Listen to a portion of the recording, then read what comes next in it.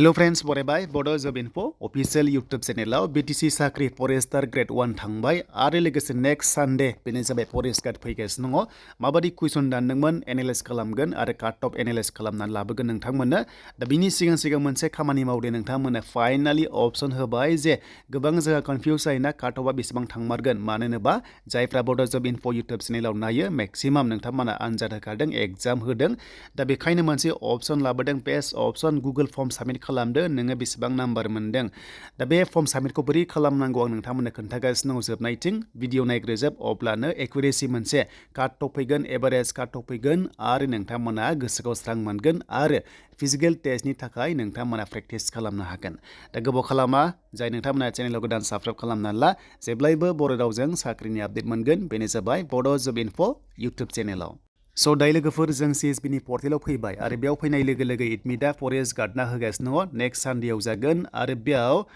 जोंहा गोबांथार माने कुइसन नायदोंमोन अके गोबांथार BTC नि नोंथांमोना जिके नायदोंमोन मोनसे एग्जाम्पल गोसोआव ला थांनाय बार JAA नैबे JAA आवबो गोबांथार BTC नलेज नायदोंमोन मानो होनोबा BTC आव फार्स्ट एग्जाम जानाय हिसाबै BTC नलेज दानगोन होननानै नाथाय मोनसेबो JAA आव फैयाखै आरो दिनैनि आरो लोगोसे दानि दिनाव फरेस्टार ग्रेड 1 एग्जाम जाना थांबाय आरो लोगोसे जानो गोनां दङ बेयाव माबादि कुइसन फैदों एबा फैनो हाथावगौ बिनि सायावबो कभार खालामगोन दा बेखायनो जों मैयानि एग्जाम पेपारखौ नायग्रोबावनोसै आरो नायखांनाय लोगो लोगो काट अफखौ बोरै साबमिट खालामनांगौ आं नोंथांमोननो खोन्थागासिनो दङ दा बे जाबाय मैयानि एग्जाम पेपार दा बेयाव एग्जामा गासै 100 मार्क्सनि 100 कुइसन आरो मोनसे हाबानो 1 दङ मिस्टेक जाबाबो नाम्बारखौ दाना स' बेखायनो काट अफआ गोजौ थाङो बेबायदि नेगेटिभ गैयियाव दानिया फैबाय एग्जाम लेंगुवेजआ नोंथांमोना फार्स्टआवनो बर'जों थागोन बेनिफ्राय इंलिश थागोन आरो असमिया थागोन मोनथाम लेंगुवेजजों गोसोबादि जेराव कम्फर्टेबल बेयावनो नोंथांमोना नायनो हागोन आरो दा मिस्टेक मोननाय जायाखै कुइसनखौहाय आंनि एनालाइज खालामनायावहाय मिस्टेक मोननाय जाथ'वाखै जुदि नोंथांमोना मोनदोंबा कमेन्ट्स खालामनो हागोन स' बेनिफ्राय नोंथांमोननिया माबादि टाइपनि कुइसन दानदों मोनसे गोसोआव ला जोंहा सिगांनि फरेस्टनि नटिस ओंखारनायाव फार्स्टआवनो जिके दङ बेनिफ्राय मेथ्स दङ आरो लोगोसे इंलिश दङ दा बेनिफ्रायनो दानजोबदों नाथाय मोनसे फैदेरदों बेनो जाबाय साइन्स थ' नोंथांमोना साइन्सखौ नायनांगोन गोबां साइन्सनिफ्राय दाननाय जादों जायनाखि साइन्स स्टुडेन्ट्स बिथांमोना जोबोर इजि मोनदों आरो आर्ट्सना एसे गोरा मोनदों स' नोंथांमोना साइन्सखौबो नायनांगोन जिके नायनांगोन बेनिफ्राय मेथ्स नायनांगोन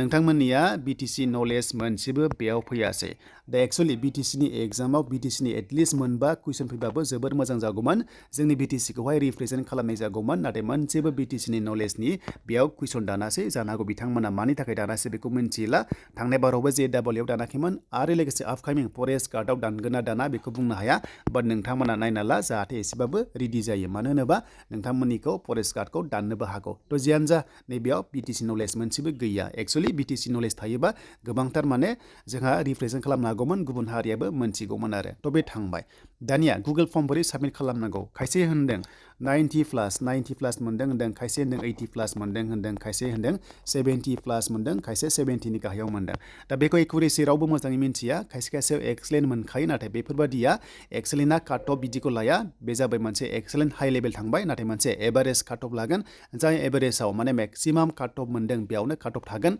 आरो नोंथांमोनखौ फिजिकेल टेस्टआव लांगोन आरो दा बेखौ जों मोनथिनो थाखाय मोनसे अपसन लाबोदों बेनो जाबाय गुगल फर्म लाबोदों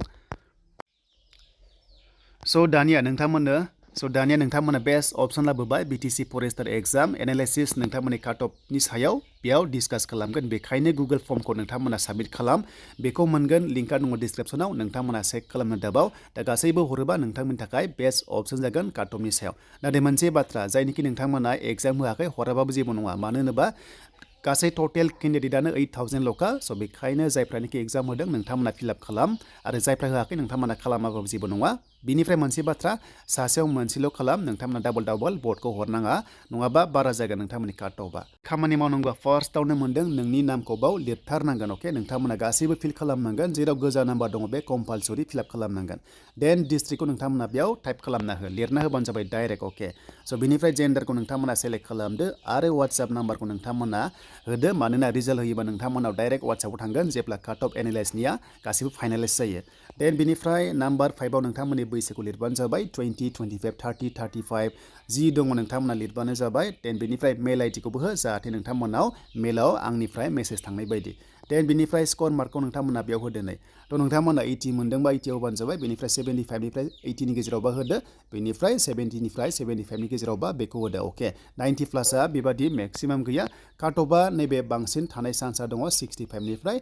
70 नि गेजेराव बांसिन एभारेज मोनदों नाथाय जेब्ला भटखौ हरजोबो नोंथांमोना अब्लासो गासैबो डिटेल्सआ सोराङाव फैगोन स' बेखायनो नोंथांमोना भट खालामनो दाबाव देन बेनिफ्राय लास्टआव नोंथांमोना 8 नाम्बारखौहाय येस नो होबानो जाबाय are you satisfied with this mark थ' नोंथांमोना येस नो नोंथांमोना गावखौनो बेयाव ट्राइ खालामनो हागोन देन बेनिफ्राय नैबे साबमिट होदो अके साबमिट होनाय लोगो लोगोनो बे आंनाव फैगोन आरो सोर होदों नोंथांमोना नेक्स्टआव लाना फैगोन देन मोनसे डेम' नायनोसै नोंथांमोननि थाखाय मोनसे डेम'खौ आं खोन्थानोसै माबादि रिजाल्टआ फैगोन